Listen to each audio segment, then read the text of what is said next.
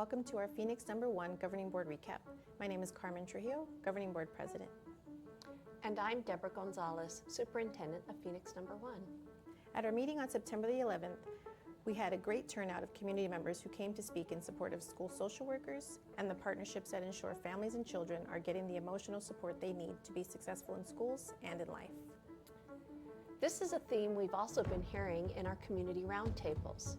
We also heard from our community about the excitement for the field experiences our students are taking out of state.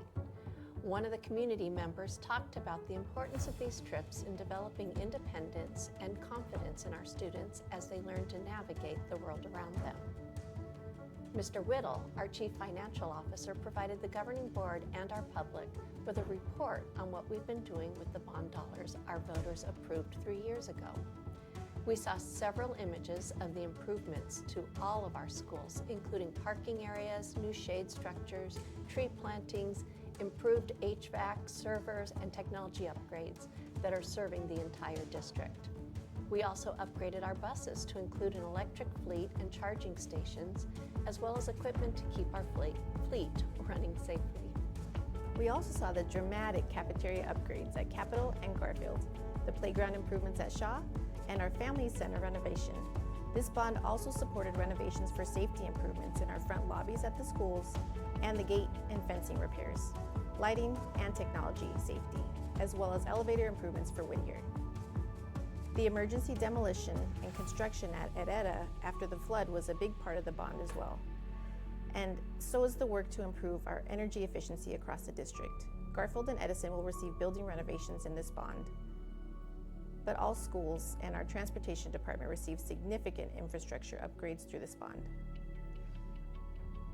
Mrs. Baumgardner, our Coordinator of Social Services and Wellness, provided a presentation on our partnerships with Southwest Behavioral Health Services and the process for families and students to receive the services. Mrs. Baumgardner also reminded us all of the training our social workers receive and the code of ethics that they must follow to maintain their licensure and credibility with the people they serve. She also shared state statutes that social workers must follow to support suicide prevention and to obtain parental consent for health screenings. As part of our strategic focus on student achievement, members of the curriculum and instruction team, along with 2 of our principals who are showing great gains at our focus schools, Principal Fuentes at Edison Elementary and Principal Sells at Bethune Elementary.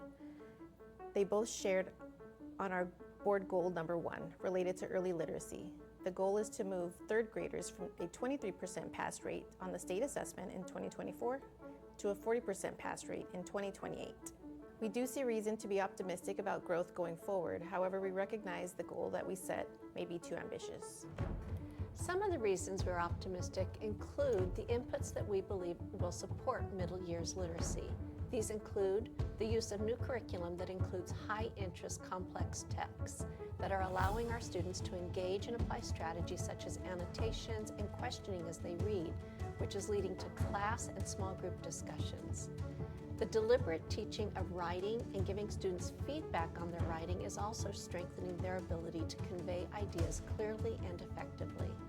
And again, staff training that is differentiated for our teachers to help them learn what they need to support their learners, and frequent monitoring of classrooms with the instruction coupled to support our student growth so we know what's working and what needs more attention.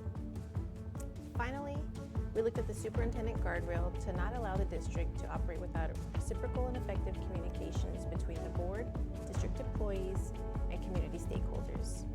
Dr. Gonzalez and Ms. Baker shared the interims they have in place and how they are monitoring these. The first interim is to create structured and open opportunities to hear from constituents, including monthly meetings with established student groups, employee groups, and parent groups, through cafecitos, site councils, or PTA, PTOs, the City of Phoenix, and the Phoenix Community Alliance. It also includes roundtables with different constituent groups such as legislators, community groups, and special interest groups like arts organizations or healthcare service providers or after-school programs. And and business and community partner luncheons. The second interim guardrail in place is to create district communications targeted to specific audiences through a variety of channels. This coffee chat recap is an example of that effort, and we have already surpassed the 50% mark in the last 2 months compared to the year prior. But we are also sending written board meeting updates to all members of the business and community partners, families, and staff. Our social media engagement is up 33%.